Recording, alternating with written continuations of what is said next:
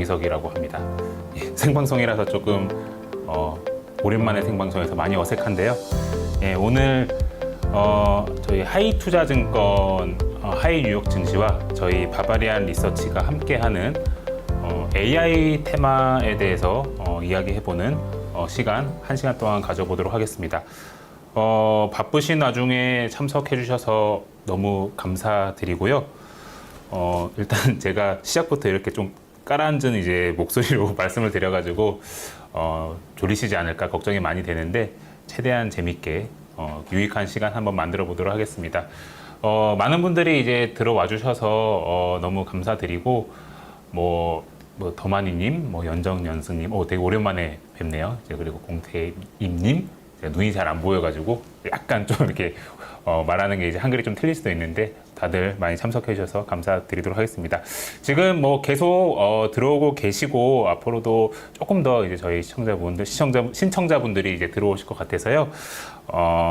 바로 이제 시작하긴 할 건데 한 30초 정도만 제가 이제 서론으로 이제 오늘 어떤 식으로 이제 세미나를 풀어가겠다 말씀을 먼저 좀 내용이 AI 테마 꺾였나?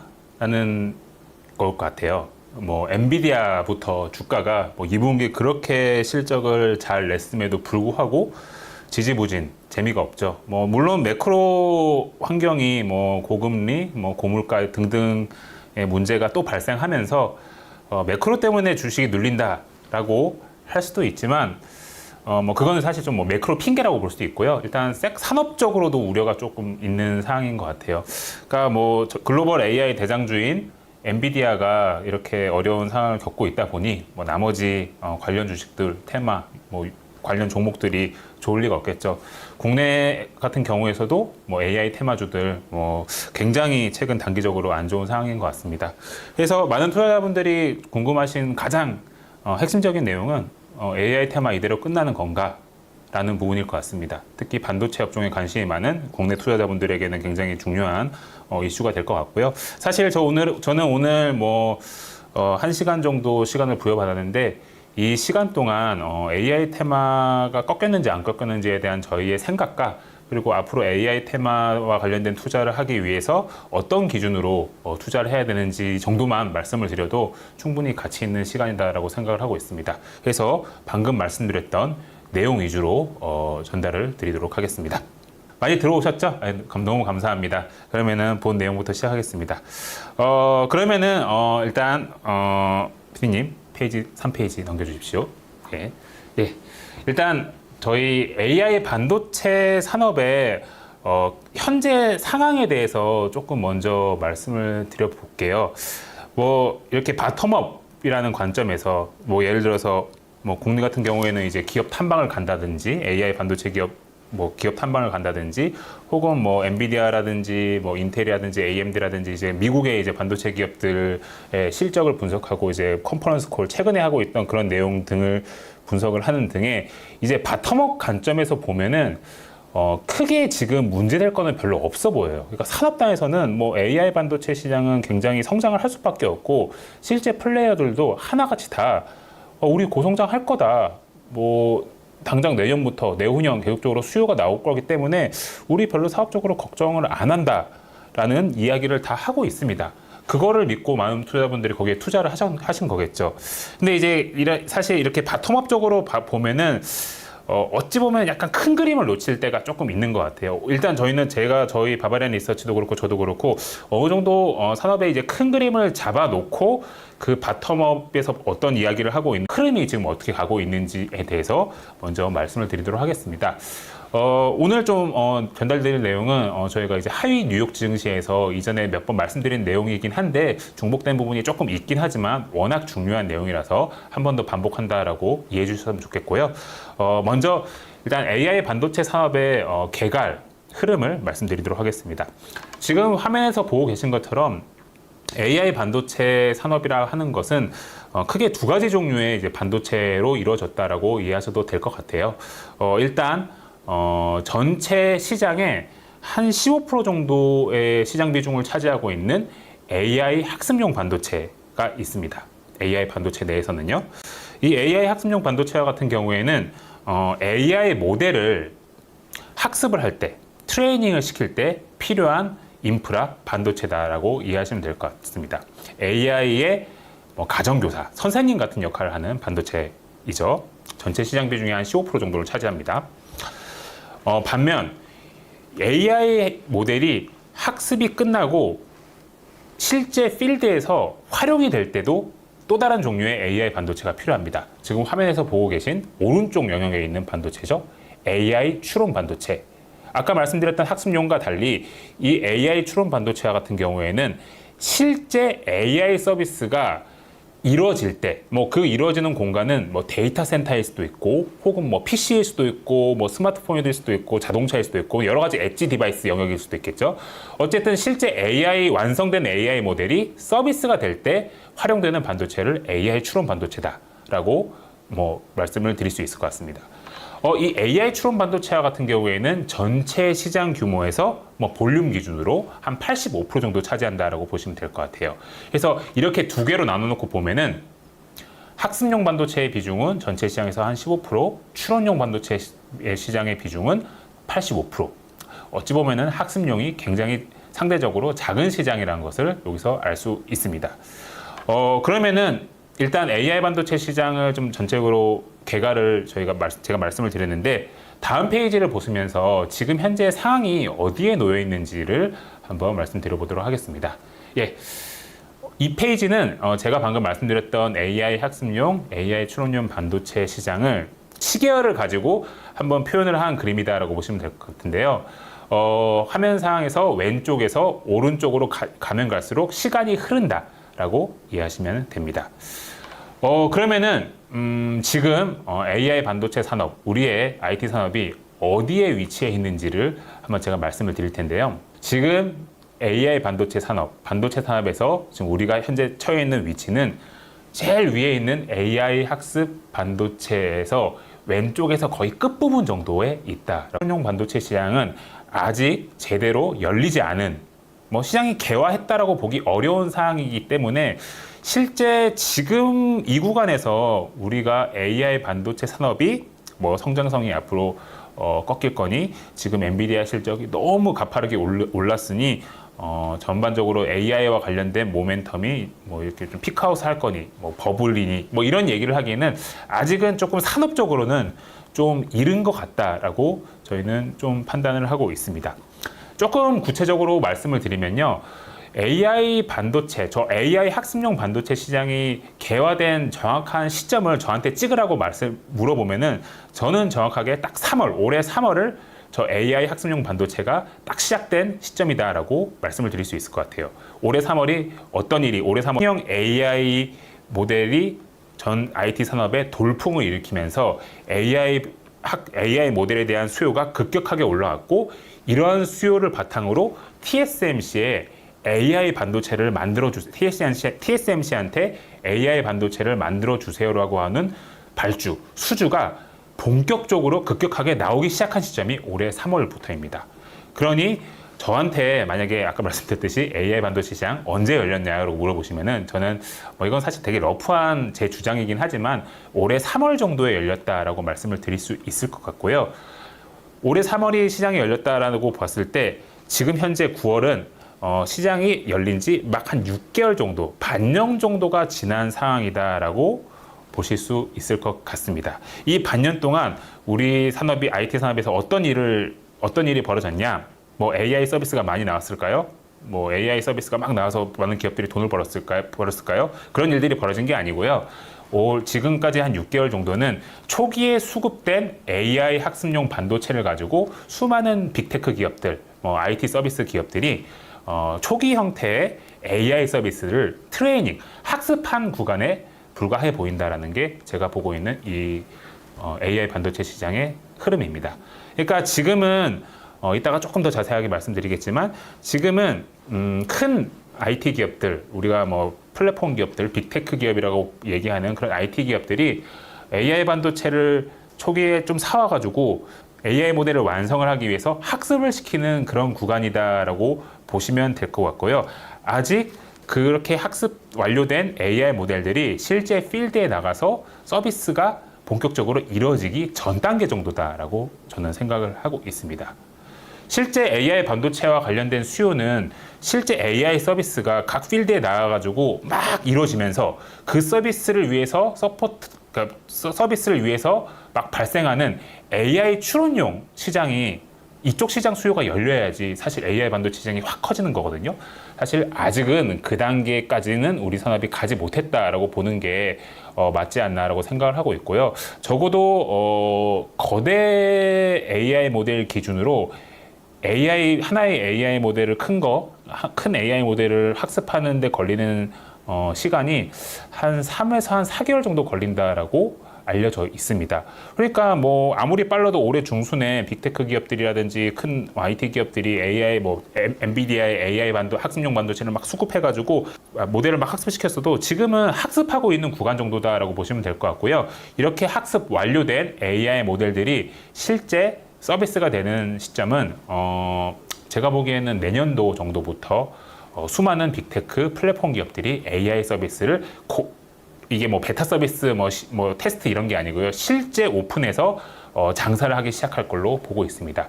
그 시점이 돼야지 거기에 따라붙는 AI 큰 규모의 AI 추론용 시장이 열리는 거고요. 저는 큰 관점에서는 반도체 시장, AI 때문에 수요가 본격적으로 올라가는 구간, 호황이라고 얘기할 수 있는 구간은 내년 정도 돼야지 나오지 않을까라고 저는 생각을 하고 있습니다. 그래서 일단 큰 그림에서 봤을 때 AI 반도체 시장은 아직 본격적으로 이륙도 하지 않았다라고 저는 좀 생각을 하고 있고요. 오히려 투자의 관점에서는 지금 현재 AI 반도체 기업들의 실적이라든지 그들이 지금 현재 가지고 있는 전망치보다는 약간 조금 앞서서 내년도에 본격화될 저 추론용 시장, 저 수요가 올라갈 저 추론용 시장에서 어떤 일들이 벌어질지를 조금 선제적으로 예상을 해가면서 투자를 하는 게 저는 더 알맞은 올바른 전략이 아닌가라고 저는 좀 생각을 하고 있습니다.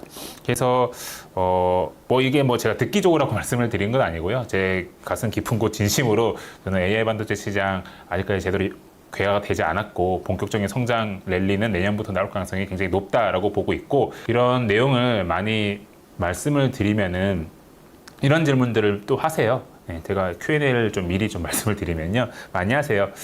저 AI 추론용 반도체 시장이 내년에 열릴 수도 있을 것 같다. 왜냐면은 지금 마이크로소프트도 미국의 어도비도 아마존도 구글도 수많은 생성형 AI 서비스를 막 내놓고 그거를 서비스화를 한다고 했는데 이게 이제 내년부터 열릴 거라고 생각을 하고 있는 것은 사실 바바리안 리서치의 이제 정의사님 뷰가 아니냐, 실제로 열릴지 안 열릴지 모르지 않느냐, 그런 얘기를 많이 하십니다. 이제 그 얘기가 분명히 맞습니다. 그렇기 때문에 지금부터 제가 물론 내년에 굉장히 시황이 좋다, 반도체 시황이 좋아질 거다라고 말씀을 드렸지만 지금부터 좀 리스크 관리는 리스크 점검은 항상 하셔야 됩니다. 그래서 제가 여기서 먼저 좀 말씀을 드리고 싶은 거는, 제가 생각하듯이 내년에 저 AI 추론 시장이 본격적으로 열리고 시장이 확 커지고 반도체 산업이 호황으로 들어가는 그런 거를 판단한 기준으로 보시는 거는 서비스 기업들의, 그러니까 플랫폼이나 빅테크 서비스 기업들의 AI 서비스의 출시 일정과 그 기업들이 이 서비스를 출시했을 때 초기 트래픽이라든지 초기 인기 혹은 초기 그 매출, 판매, 동향, 그런 것들을 철저하게 좀 보시면서 리스크 관리를 하실 필요는 있다라고 보고 있습니다. 저는 잘 될 거라고 생각하지만 그거는 어찌 될지 모르기 때문에 그런 거를 AI 서비스의 초기 트래픽을 잘 체크를 하라고 제가 말씀을 드린 거고요.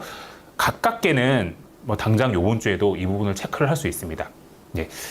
내일이죠. 예, 내일이 26일이죠. 예, 화요일에 이제 미국에서 마이크로소프트가 그 코파일럿이라고 해가지고, 그 마이크로소프트가 최근에 막 뉴스라든지 막 유튜브 이런 데서 막 자기 AI 서비스를 막 홍보하면서 막 보여줬던 게 엑셀이라든지 파워포인트라든지 그런 오피스 프로그램 옆에 막 채팅창이 붙고, 그 채팅창에 텍스트 기반으로 막 AI 서비스를 막 구현을 하는 그런 거 보셨을 거예요.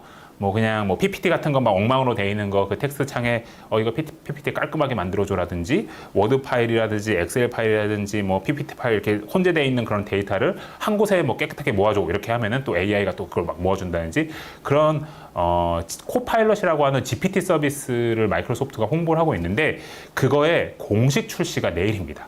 예, 내일부터 윈도우 11이라든지 MS365 마이크로소프트의 제품에 이 코파일럿이 붙기 시작합니다. 그리고 본격적으로 붙기 시작하고 이게 유료 서비스가 본격적으로 시작된다라고 이해하시면 될 것 같습니다. 이게 시장이 예상하는 것처럼 반응이 좋고 트래픽이 많이 발생하고 잘 팔린다. 그러면은 제가 지금까지 계속 말씀드렸던 저 추론용 시장이 열리는 이 그림이 앞으로 이어질 거라고 보시면 될 것 같고요. 만약에 뉴스플로우가 좀 썩 좋지가 않아요. 뭔가 이게 막 되게 기대를 했었는데 마이크로소프트가 생각했던 것보다 조금 뭔가 좀 부진하고 트래픽이 생각보다 잘 안 나오고 뭐 판매 동향이 좀 안 좋다. 그러면은 거기서부터는 이제 제 생각, 제가 말씀드렸던 이 플로우가 조금 약해지면서 이 AI와 관련된 테마에 좀 톤 조절을 하실 필요는 있다라고 보시면 될 것 같습니다. 그래서 AI 테마와 관련된 뭐 이거는 한국의 AI 반도체 기업을 투자하든 미국의 엔비디아, 미국의 AI 반도체 기업을 투자하든 마찬가지로 앞으로 AI 테마와 관련된 투자를 하실 때 꼭 기준점으로 삼아야 돼. 기준점이라는 좀 말이 웃기긴 한데요. 꼭 참고하셔야 되는 포인트는 이렇게 앞으로 계속 나올 그 각 플랫폼 기업들, 빅테크 기업들의 AI 서비스의 초기 트래픽과 인기, 판매 동향 이런 거를 꼼꼼하게 좀 체크를 하실 필요가 있을 것 같습니다. 물론 저희 바버리 리서치도 이런 부분을 항상 체크하면서 뭐 하이 뉴욕 증시 등을 통해서 항상 말씀을 드리고 있긴 하지만 어쨌든 이 점이 굉장히 중요하기 때문에 참고를 꼭 하셨으면 좋겠고요. 어쨌든 저는 일단 뭐 대세는 이 AI 서비스의 이제 보급과 인기와 트래픽은 앞으로 계속적으로 늘어날 거기 때문에 저는 내년에 이 AI 추론용 시장을 기반으로 한 이 반도체 산업 호황도 굉장히 좋아지지 않을까라고 생각을 하고 있습니다. 예, 그래서 뭐 저는 오히려 뭐 제가 말씀드리는 부분을 조금 정리를 하자면은 예, 지금의 약간 좀 뭔가 지금까지 굉장히 좋았잖아요. 1분기, 2분기 때 막 AI 시장이 엄청나게 성장할 거라는 전망 때문에 지금 좋았는데 지금 딱 걸린 게 뭐냐면은 여기서 뭔가 또 눈에 보이게 한 단계 수요가 더 레벨업을 할 수 있지 않을까? 근데 그게 좀 안 보이는 거예요. 근데 이제 그거를 이제 확인하는 시간이 가면 갈수록 저는 다가온다라고 생각을 하고 있습니다. 네, 일단 전체적인 큰 시장의 개갈, 흐름, 저희가 어떻게 보고 있는지 흐름은 이렇게 좀 말씀을 드렸고요. 이 제가 말씀드렸던 내용을 조금 더 디테일을 더해서 설명을 드리도록 하겠습니다. 예, 다음 페이지를 보시면서 제가 말씀을 드릴 건데요. 예, 이거 사실 아까 제가 말씀드린 내용인데요. 최근에 이제 주요 AI 반도체 기업들의 실적을 가지고 조금 디테일하게 바텀업 관점에서 제가 보는 흐름을 조금 더 강화해 보겠습니다. 이 아래에 있는 테이블은 이제 세미 애널리시스라고 하는 반도체를 굉장히 잘 보는 리서치 조사 기관의 자료를 제가 참고해서 만든 건데요. AI 반도체의 주요 AI 반도체 기업들이 그 자기들의 제품의 매출을 언제 인식하는지를 정리해둔 그림입니다. 특별하게 어려운 그림은 아니기 때문에 제가 간단하게 한번 설명을 드려볼게요. 저 위에 이 표에서 마치 23 올해 3월 달부터 색깔이 들어가 있죠. 저 시점이 뭐냐면요.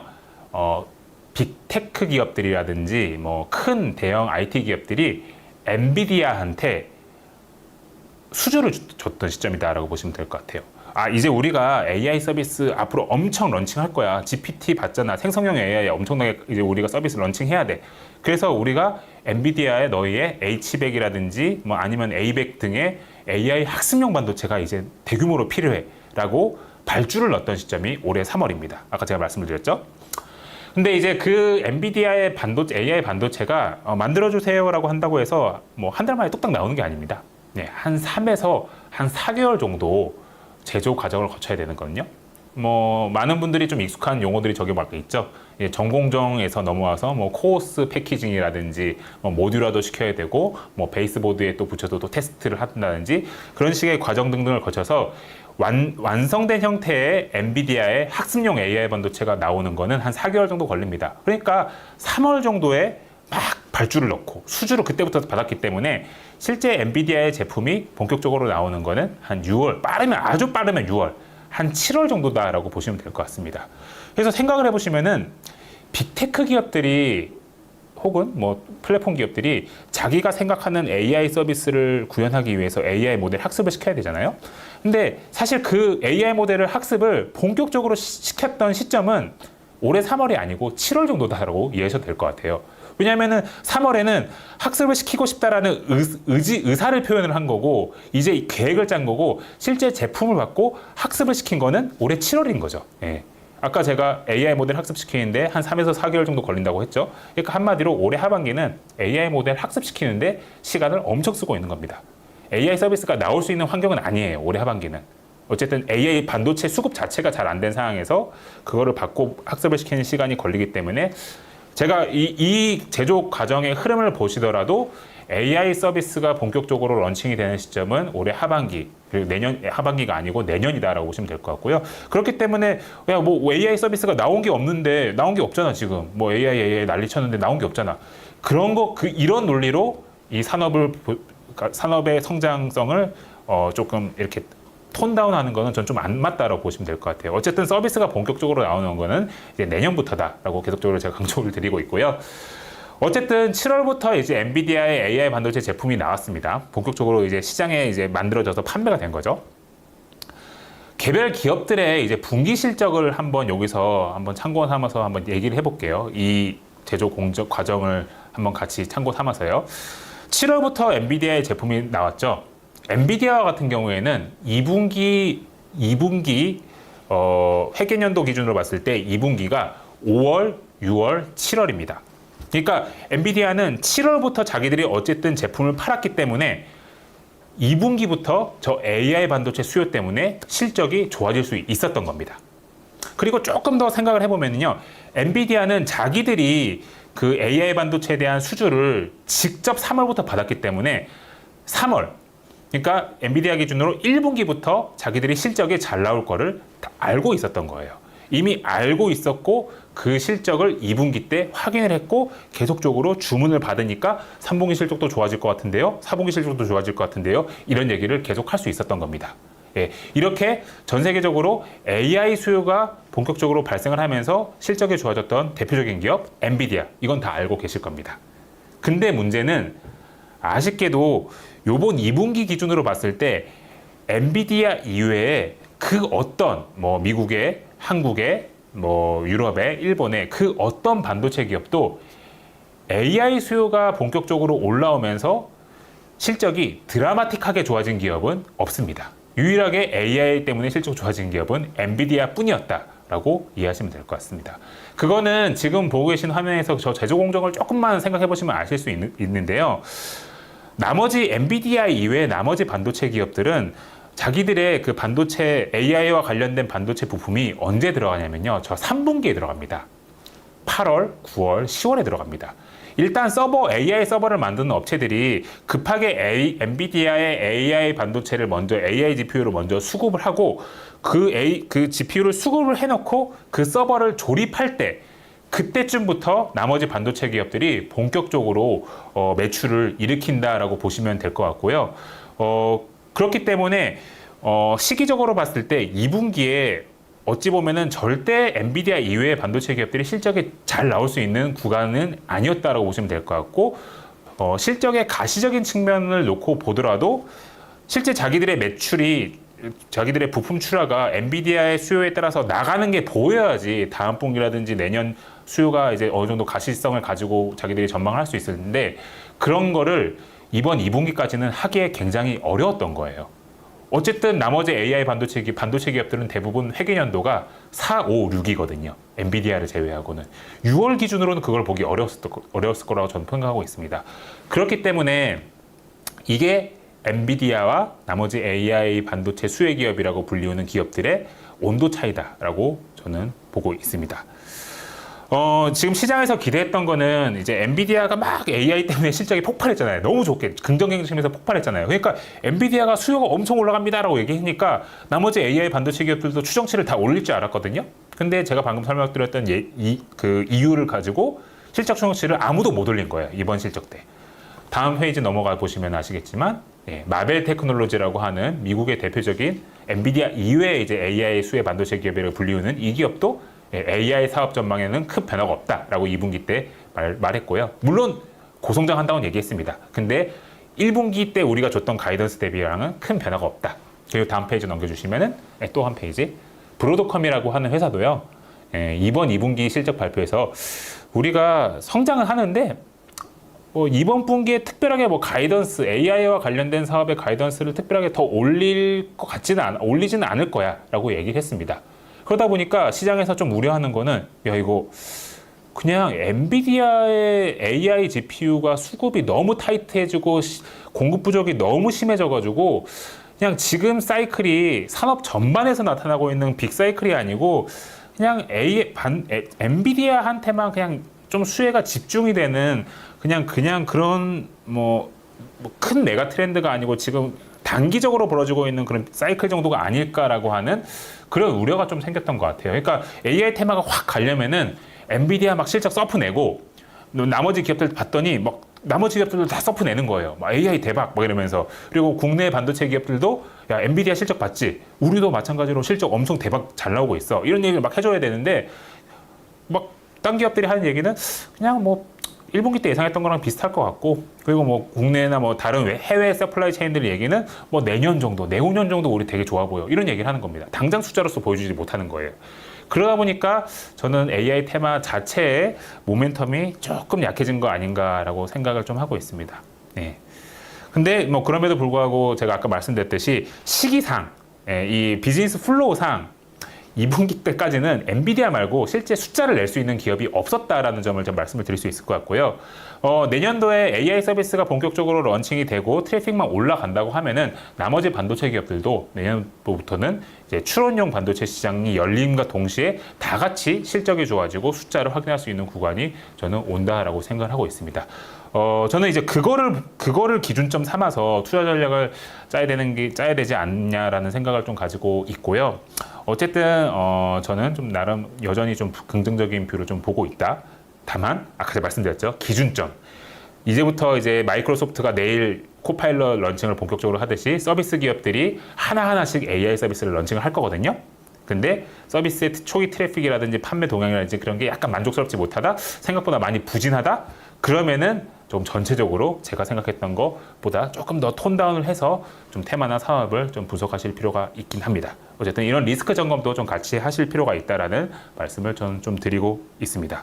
어쨌든 AI 산업에 대한 전체적인 흐름, 그리고 제가 보고 있는 그런 큰 그림을 제가 좀 말씀을 드렸고요. 질문을 좀 해주셔도 되긴 할 텐데 제가 질문을 보고 답변 부리고 이런 시간을 하는 것보다요, 제가 쭉 말씀을 드리고 이제 마지막에 제가 미리 봤던 그리고 지금 궁금해하시는 그런 질문을 제가 답변을 좀 드리도록 하겠습니다.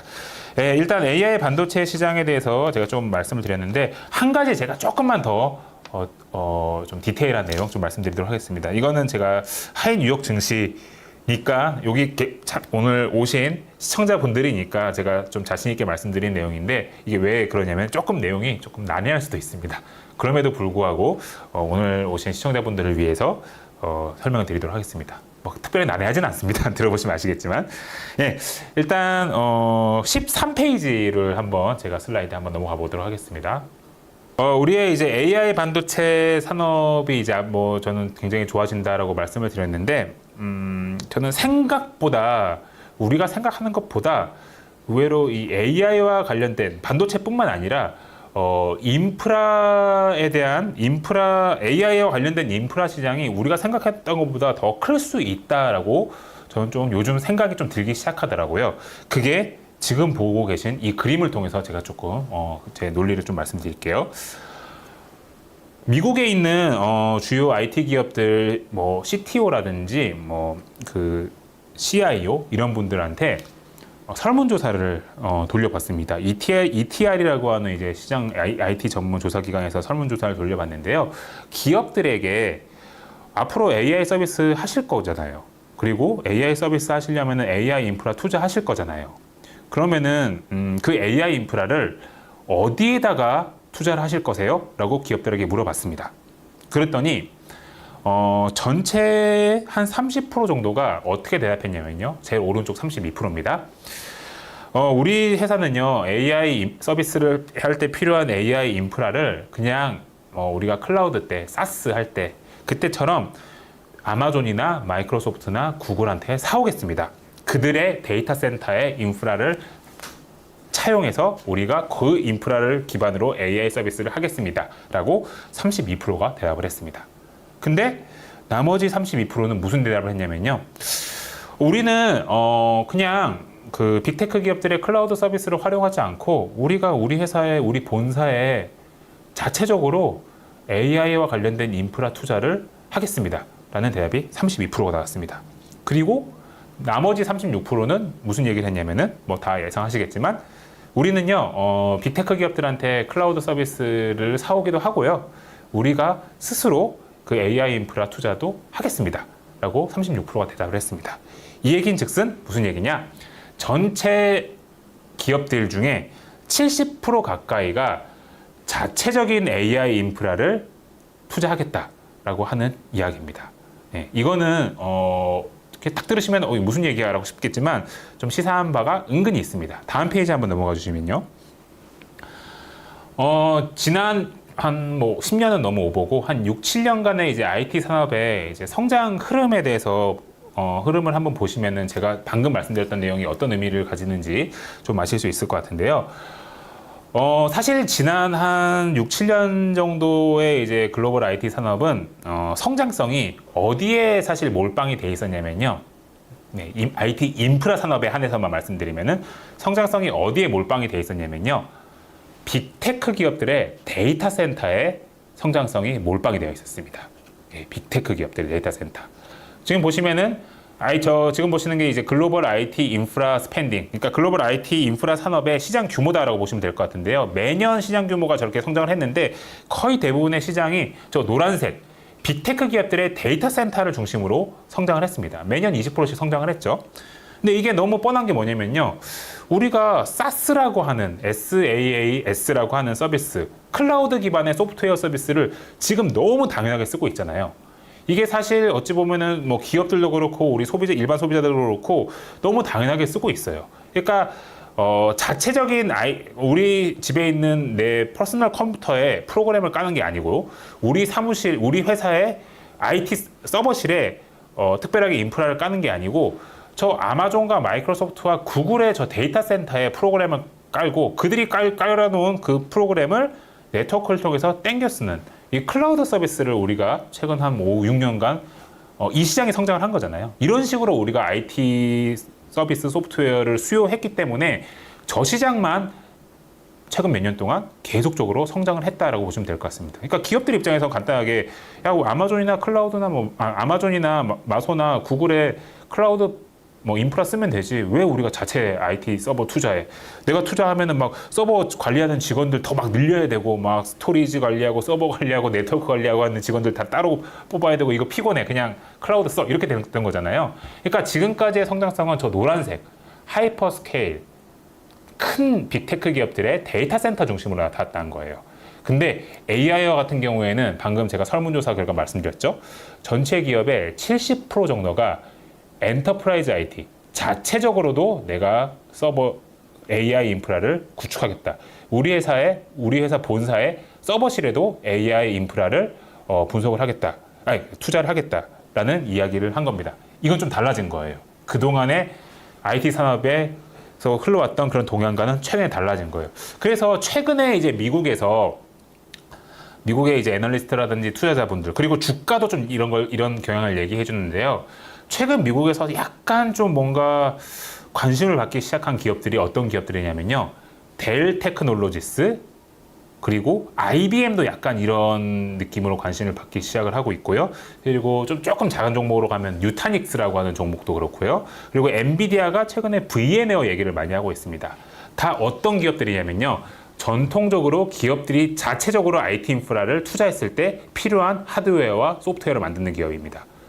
이쪽 AI 쪽으로 서비스를 놓으면요, 이 자체 IT 인프라 쪽에서도 투자가 이루어지기 때문에 이쪽 시장도 클 거다라고 지금 예상을 하고 있는 거예요. 그러니까 어찌 보면은 우리가 클라우드 투자기 때는 그냥 막 빅테크 기업들이 우리가 뭐 다 경험하고 계시잖아요. 구글, 아마존, 마이크로소프트, 지금도 AI 산업의 초기 구간에도 이런 빅테크 기업들이 AI 관련된 투자 얼만큼 많이 하느냐, 요거를 굉장히 관심을 가지고 있는데, 앞으로 이 AI와 관련 AI 산업에서는요, 이 빅테크 기업뿐만 아니라 일반 엔터프라이즈, 일반적인 기업들도 자체적으로 AI와 관련된 투자를 얼만큼 하는지, 요것도 새로운 변수로 등장을 했다라고 이해하시면 될 것 같습니다.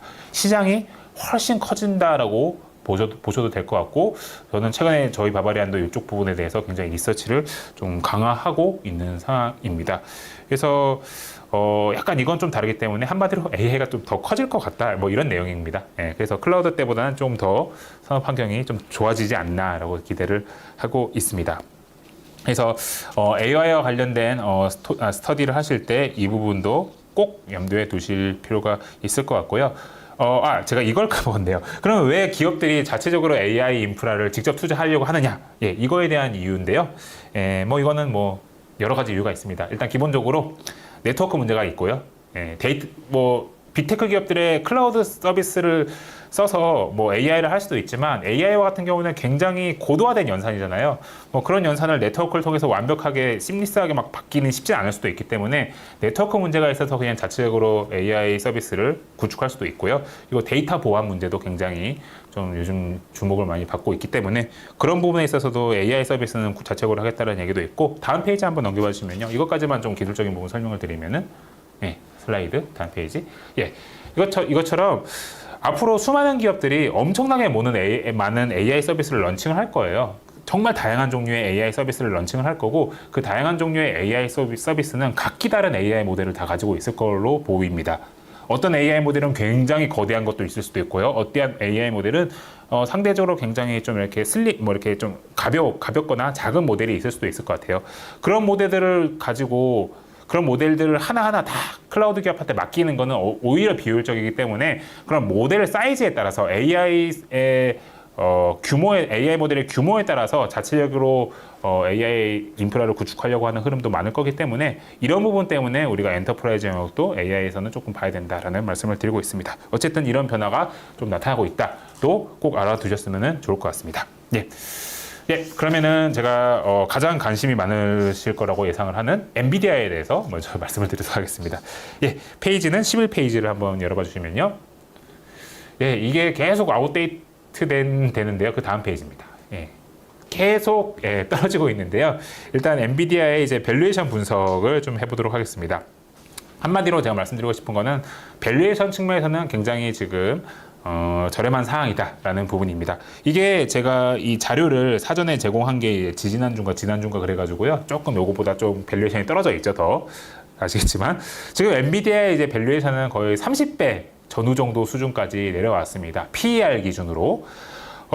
보통 한 40배가 좀 호황 사이클, 투자기에 전방에 이제 투자 사이클이 좀 좋을 때는 적어도 PER이 한 40배 이상 받을 수 있는 그런 체력을 가지고 있는 회사고, 얼마 전까지만 하더라도 40배 중반을 받았어요.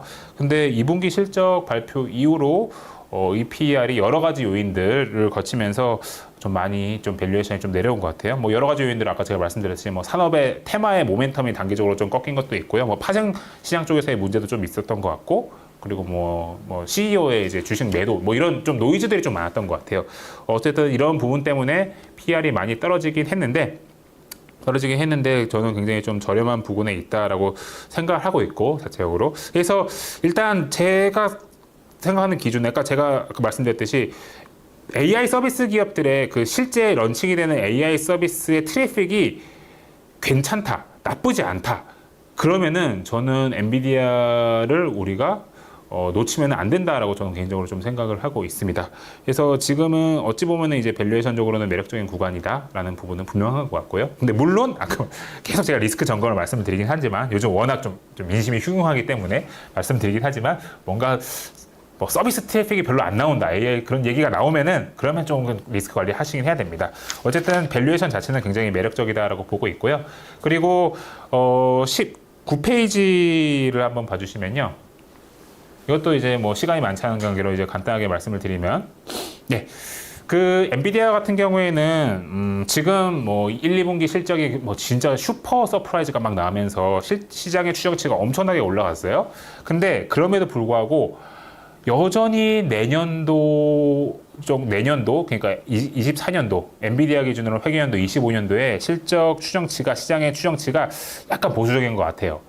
지금 보고 계신 화면 등에 기본적인 가정 이게 뭐 특별한 가정이 아니고요. 뭐 AI 서버 출하량이라든지 GPU 출하량 그리고 제품 믹스, 그리고 제품 가격 등을 가정해서 제가 실제로 이제 좀 러프하게나마 이제 추정을 해본 건데 다음 페이지 한번 넘어보시면요. 네, 시나리오별로 우리가 추정을 하더라도 지금 시장이 가지고 있는 엔비디아에 대한 매출 추정치가 굉장히 좀 낮아 보인다라는 게 제 생각입니다. 뭐 굉장히까지는 아닌데요. 그래도 상대적으로 좀 너무 시장이 아직까지는 엔비디아의 실적 추정치를 좀 여전히 보수적으로 보고 있지 않나라고 생각을 하고 있기 때문에 저는 이런 부분에서도 아직은 기회가 남아 있다라고 생각을 하고 있습니다. 실제 저희가 아까 전 페이지에서 보였던 가정조차도 굉장히 좀 보수적이거든요. 그래서 그런 가정 속에서도 엔비디아의 추정치가 좀 낮다라는 거는 여전히 좀 기회는 있다라고 저는 좀 보고 있습니다. 그래서 엔비디아 같은 경우에는 좀 정리를 좀 드리면요. 지금 사업의 상황 그리고 실적, 뭐 숫자로 볼 수 있는 실적과 모멘텀, 밸류에이션 이런 측면에서 굉장히 매력적인 그런 상황은 분명해 보인다. 라고 저는 생각을 하고 있기 때문에 여전히 AI 산업, AI 테마의 이제 대장주, 글로벌 대장주라고 저는 가끔 말씀을 드리는데 대장주의 역할을 앞으로 계속을 할 것 같다라고 생각하고 있습니다. 다만 이제 시장이 워낙 매크로적으로 좀 흉하다 보니 그리고 아까 말씀드렸던 그런 서비스 트래픽 이런 체크 점검 이런 것 등을 통해서 리스크를 관리를 좀 하시긴 해야 되는데 중장기 투자자적인 관점에서는 저는 뭐 여전히 굉장히 긍정적으로 보고 있다 정도로 엔비디아를 정리를 할 수 있을 것 같습니다. 예, 엔비디아 사실 AI 지금까지 뭐 AI 반도체 시장 개괄을 좀 드렸고 흐름을 좀 말씀을 드렸고 그 안에서 최근에 이제 뭐 나타나고 있는 그런 상황, 뭐 왜 AI 반도체 기업들의 실적이 이렇게 나오고 있는지. 그리고 AI 반도체는 과거 IT 사이클과 뭐가 좀 다른지, 그리고 엔비디아, 가장 관심이 많은 엔비디아에 대해서 제가 좀 말씀을 좀 드렸습니다. 사실, 이 정도 내용도 뭐 자세하게 하면은 한 뭐 2시간도 할 수 있을 것 같긴 한데, 일단은 뭐 제가 오늘 꼭 말씀드려야겠다라고 싶은 내용은 거의 말씀을 드렸고, 뭐 뒤에 준비된 내용은 더 있긴 하지만, 시간 관계상 질문에 대한 답변을 드리는 게 더 맞을 것 같아서 Q&A 시간을 진행하도록 하겠습니다. 예, 그러면은 질문을 제가 솔직히 다는 답변 못 드릴 것 같고요. 좀 써주시면 될 것 같고 제가 써주시는 동안에 제가 사전에 저희 그 시청자분들의 질문을 굉장히 저희 하이투자들께서 많이 받았거든요. 그 시청자분들의 사전 질문에 대해서 제가 좀 먼저 답변을 드리면서 지금 올라오는 질문에 대해서 이야기를 하도록 하겠습니다. 예. 제 핸드폰에 이거를 좀 담아놔서요. 예, 보험하겠습니다. 예. 엔비디아 주가 전망 및 밸류에이션에 대해서 가장 많이 물어보셨습니다. 이거 제가 답변 방금 드렸던 것 같아요. 그러니까 돌려보시면은 한 번 더 들으실 수 있을 것 같고요. 그리고 엔비디아 이외의 AI 산업의 수혜주는 무엇인가? 라고 물으셨는데요. 이게 사실 뭐 굉장히 좀 많이들 물어보시는 질문이에요. 근데 저는 솔직히 말씀드리면은요, 엔비디아 이외의 AI 산업의 수혜 기업은 뭐 있기는 한데 가장 큰 수혜는 엔비디아가 중장기적으로 가져갈 거다라고 생각을 하고 있습니다. 일단 이제 두 가지 차원에서 제가 말씀을 드리는데요. 일단 엔비디아와 같은 경우에는 그 반도체 기업들 중에서 뭐 미국 기준으로 봤을 때 예를 들어서 뭐 마벨 테크놀로지라든지 브로드컴이라든지 뭐 그런 다른 AI 반도체 기업들이 있긴 있어요. 근데 지금 상황에서는 엔비디아가 실적 모멘텀이 제일 좋고 중장기적인 성장성도 제일 강하고 심지어는 이제 밸류에이션도 가장 매력적인 구간이기 때문에 일단 AI 반도체 미국 AI 반도체 기업에 한해서는 사실 뭐 굳이 엔비디아 이외에 다른 AI 반도체 뭐가 좋을까 막 찾는 것보다는 지금 구간에서는 그냥 엔비디아를 조금 많이 엔비디아에 많이 관심을 가져가시는 게 더 좋은 전략이 아닌가라고 생각하고 있고요. 이런 일은 별로 벌어지지 않을 거예요. 엔비디아 주가가 안 되는데 다른 AI 반도체 기업 주가가 된다? 이런 일은 거의 벌어질 일은 없다고 보시면 될 것 같습니다. 엔비디아의 AI 반도체 수요가 꺾인다는 거는 산업 전체적으로 안 된다는 얘기이기 때문에 극단적으로 봤을 땐 그렇다는 얘기입니다. 어쨌든 뭐 실제 산업의 그런 구조가 그렇기 때문에 저는 지금 구간에서는 다른 AI 반도체 기업들, 수혜 기업들 찾는 거는 조금 뭐 크게 무의미하다라고 저 개인적으로 생각하고 있고요. 그리고 또 다른 측면, AI 반도체 이외에 AI 소프트웨어 기업들에 대한 질문들도 많이 하세요. 뭐 AI와 관련된 서비스 기업들 뭐가 좋은 거 있느냐 그런 질문 많이 하시는데요.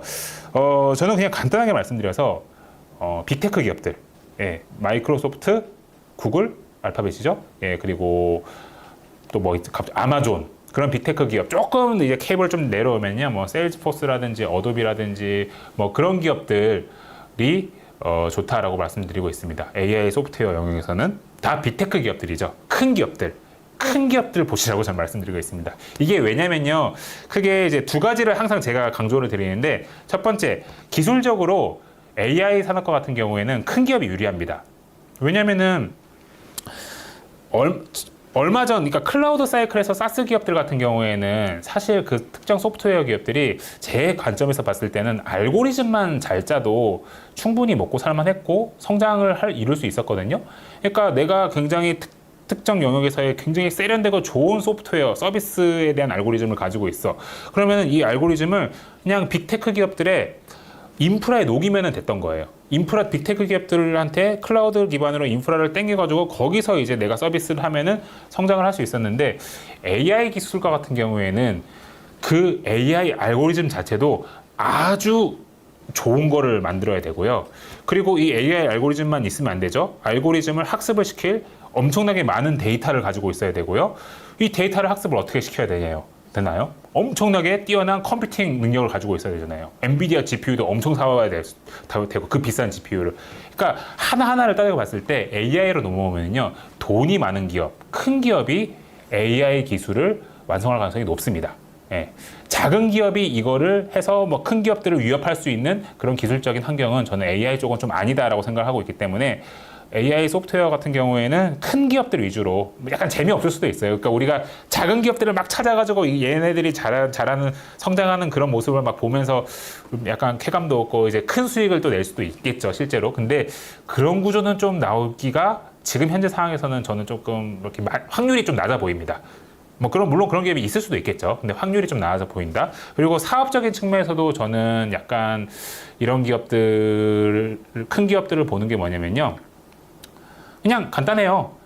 그러니까 큰 기업들은 어떤 식으로 사업을 하냐면요, AI 소프트웨어, 기존에 자기들이 서비스화했던 AI 소프트웨어에 AI 기능을 그냥 추가하는, 애드하는 형태입니다.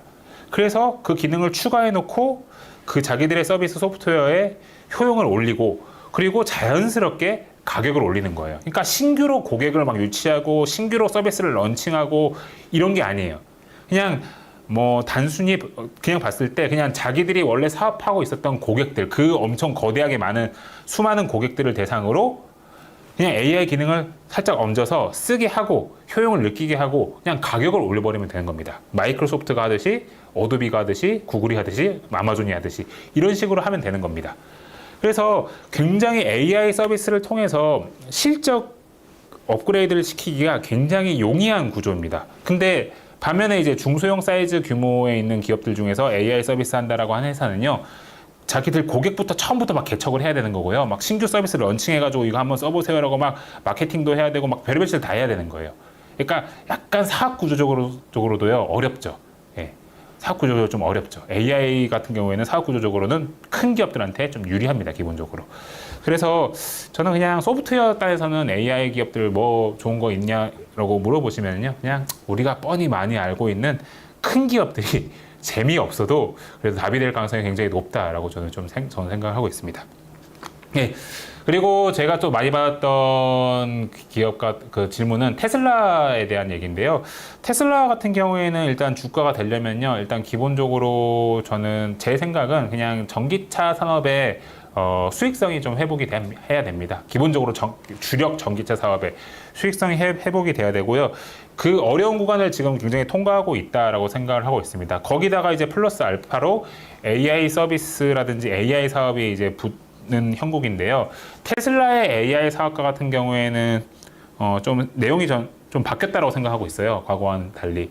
예전에는 자율주행이 AI 사업의 약간 메인이었는데요. 지금은 그냥 뭐 빅테크 기업들의 AI 학습 서비스 이런 것처럼요, AI 컴퓨팅 서비스 이런 것처럼 그 도조와 같은 자율주행 이외에 이제 외부 사업자한테 AI 인프라를 빌려주고 AI 학습 서비스를 제공하고 이런 사업이 생각보다 되게 빨리 다가오지 않을까라고 생각하고 있습니다. 실제 그거와 관련된 투자를 최근 들어 테슬라가 굉장히 빠르게 늘리고 있고, 뭐 얘기도 굉장히 많이 하고 있죠. 그래서 테슬라가 정확히 언제 할지는 모르는데요, AI 데이를 이제 하긴 할 거예요. 올해 연말이나 내년 초 정도인 것. 원래 올해 9월에 한다는 얘기가 있었는데 그게 지금 밀리고 있는 것 같아요.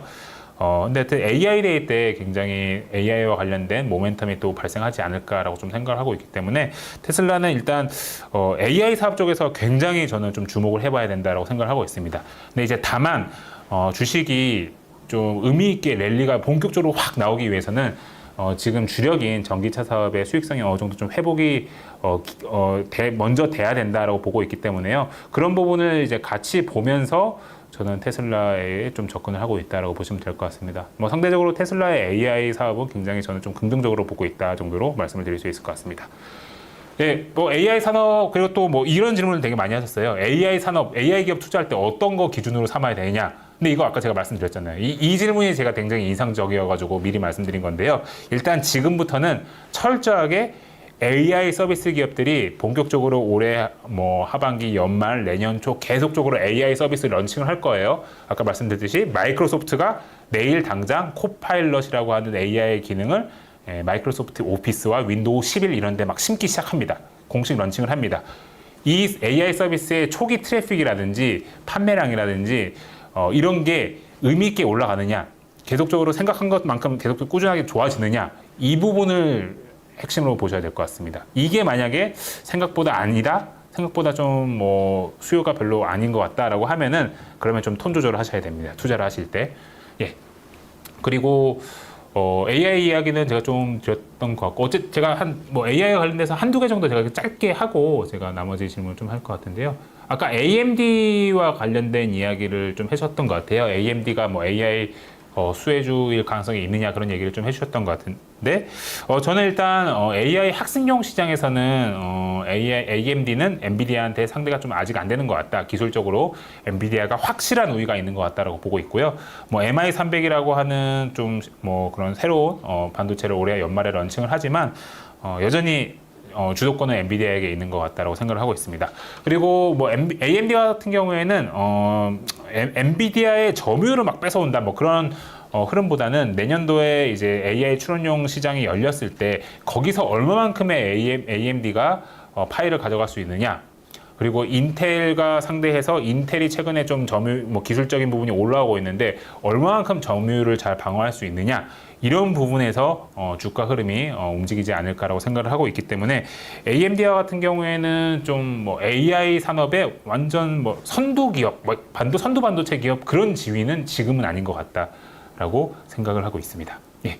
그리고 예, 스토리지 관련 다츠킴님께서 이제 스토리지 관련은 지속 성장이 가능할까요라고 했는데요. 스토리지와 관련된 경우에는 지속 성장 가능할 거라고 보고 있습니다. 근데 다만 저것도 내년에 추론용 시장이 열려야지 성장 가능합니다. 일단 많이들 아시겠지만 AI 학습용 서버 단에서는요, 스토리지의 전체 비중이 크지가 않아요. 그러다 보니까 막 AI 반도체 수요가 폭발할 것 같은데 스토리지, 그러니까 메모리 반도체 업체들한테는 그렇게 막 좋은 뉴스는 아니었죠. 학습용 시장에 성장을 할 때는, 지금 초기 구간에서는. 근데 어쨌든 내년에 AI 서비스가 런칭이 되고 거기에서 수많은 데이터들을 이제 AI 추론 모델이 막 추론을 해야 되는 거잖아요. 그때 되면은 이제 스토리지라든지 메모리 쪽의 수요가 굉장히 강해질 겁니다. 그래서 구조적으로 성장합니다. 근데 다만 지금 구간에서 그 수요 성장이 지금 구간에서 나오지는 않았다 정도로 예, 말씀을 할 수 있을 것 같습니다. 예.